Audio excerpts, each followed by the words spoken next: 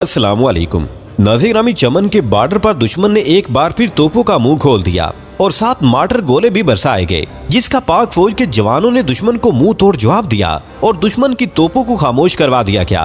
प्यारे दोस्तों, हमने इससे पहले भी एक वीडियो में चमन के करीब बॉर्डर पर अफगान तालिबान के साथ झड़प का जिक्र किया था, जो कि बाद में हल हो गया था। लेकिन अब फिर ये खबर आ रही है कि चमन के बॉर्डर पर एक बार फिर झड़प हुई है। इससे पहले ओरिया मकबूल जान ने एक ट्वीट में बताया था कि पाकिस्तान ने अफगान बॉर्डर का 90% के करीब इलाका बाढ़ से महफूज बना लिया है। इस बाढ़ का मकसद यही था कि अफगानिस्तान की तरफ से या पाकिस्तान की तरफ से जो स्मगलिंग होती है उसको कंट्रोल किया जा सके। प्यारे दोस्तों, इससे कबल के हम मजीद तफसीलात में जाएं, आपसे गुजारिश है कि हमारी इस वीडियो को आखिर तक जरूर देखिएगा ताकि आप लोग मुकम्मल और जामी मालूमात से मुस्तफीद हो सके। तो आइए नाजरीन, चलकर आज के मौजू का आगाज करते हैं।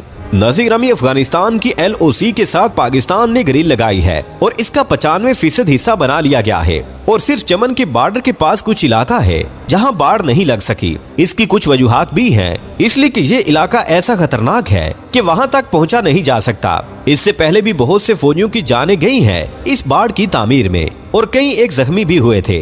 ये एक दुश्वार मरहला था जिसको पाक फौज ने कमाल महारत से हल किया और बाढ़ लगा दी। नाज़रीन, अब सवाल ये है कि अगर हर जानिब बाढ़ लगाई जा चुकी है तो स्मगलिंग कैसे हो रही है और इसके पीछे किसका हाथ है। इसलिए कि जो चेक पोस्टें बनी हुई हैं, जाहिर है सिर्फ वही रास्ते खुले हैं और वहाँ भी आने जाने वालों को सख्ती से चेक किया जाता है। और ये जो बाढ़ लगाई गई है इसमें बहुत मेहनत की गई है। इसमें कई फौजियों ने अपनी जान का नजराना भी पेश किया है। अब जो ताज़ा वाकया हुआ है वो भी चमन के बॉर्डर के पास हुआ है, जिसमें कई फौजी शहीद हुए और कई जख्मी हो चुके हैं। अफगान फोर्सेस और पाकिस्तान के सिक्योरिटी अमले के साथ एक शदीद झड़प हुई है और रॉकेट और मार्टर गोले एक दूसरे पर फेंके गए हैं। प्यार दोस्तों, इससे पहले भी इसी तरह की झड़प हुई थी तो तालिबान ने कहा था कि ये TTP का इशू है, हमें इस बारे में कुछ भी इल्म नहीं है। इस झड़प में कई एक शहरी भी जख्मी हुए और बॉर्डर को सील कर दिया गया है और इस वक्त सूरत हाल ये बताई जा रही है कि बाढ़ लगाई जा रही थी तो स्मगलर्स की तरफ से ये फायरिंग की गई है। अफगानिस्तान के एक बड़े रहनुमा ने अपने ट्वीट पैगाम में एक नक्शा दिखाया है जिससे ये पता चलता है कि इन्होंने पाकिस्तान को तोड़ने की कोशिश करनी है। इसलिए अब अफगानिस्तान से भी एक जंग के इम्कानात बढ़ने लगे हैं। उन्होंने कहा है कि इस कंट्रोल लाइन की वजह से हमारे खानदान टूट गए हैं। कुछ लोग बॉर्डर के इस तरफ हैं तो कुछ लोग बॉर्डर के उस पार हैं, इसलिए दोनों के दरमियान एक खलीज पैदा कर दी गई है। और साथ ही उन्होंने ये भी कहा कि पहले हम आसानी से इधर उधर जाते थे और कोई रुकावट नहीं थी। बॉर्डर के इतराफ में सब पख्तून ही रहते हैं और एक दूसरे के रिश्तेदार भी हैं और इनको अलग अलग कर दिया गया है, इसलिए ये लाइन खत्म की जाए। ये मुतालबा उस अफगानिस्तान के सरदार की तरफ से आया है जो कि तालिबान की हुकूमत में शामिल है। प्यारे दोस्तों, इस झगड़े की वजह से भारत को खुशी हुई है और वो भी आस्तीनें चढ़ाने की तैयारी कर रहा है, इसलिए कि अब मोदी इलेक्शन हार रहा है और इसने हारे हुए जवारी का काम करना है और पाकिस्तान के खिलाफ जंग करनी है। इस वक्त भारत में ये तासुर दिया जा रहा है कि अगर मोदी ने इलेक्शन जीतना है तो पाकिस्तान के साथ झड़प करनी पड़ेगी, इस तरह ही इसका वोट बैंक बढ़ेगा।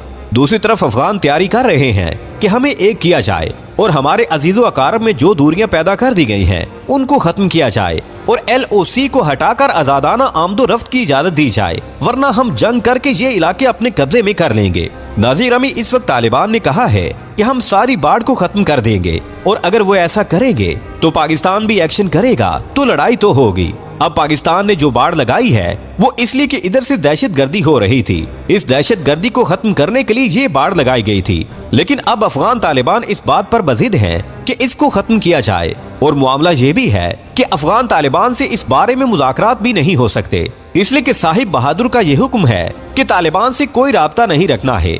नाज़रीन, इस वक्त पाकिस्तान की मईशत का ये हाल है कि हमें अंदाजा ही नहीं है कि कल को 2 वक्त की रोटी भी मिलेगी या कि नहीं।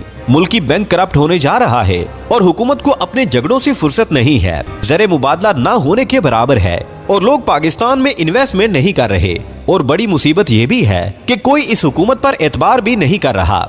नाज़रीन, इस हुकूमत का खेल खत्म होने के करीब है। बाहर कंटेनर्स खड़े हैं, LC खुल नहीं रही। जब तक LC नहीं खुलती कंटेनर्स पाकिस्तान में नहीं आ सकते, इसलिए इनका खर्चा भी पाकिस्तान को बर्दाश्त करना पड़ेगा। इस वक्त पाकिस्तान जंग का मुतहम्मिल नहीं हो सकता। इस वक्त जो सूरत हाल हो रही है इसमें एक तो पाकिस्तान की मईशत शदीद बहरान का शिकार है और दूसरा ये कि पाकिस्तान की इंडस्ट्री तबाह हो रही है।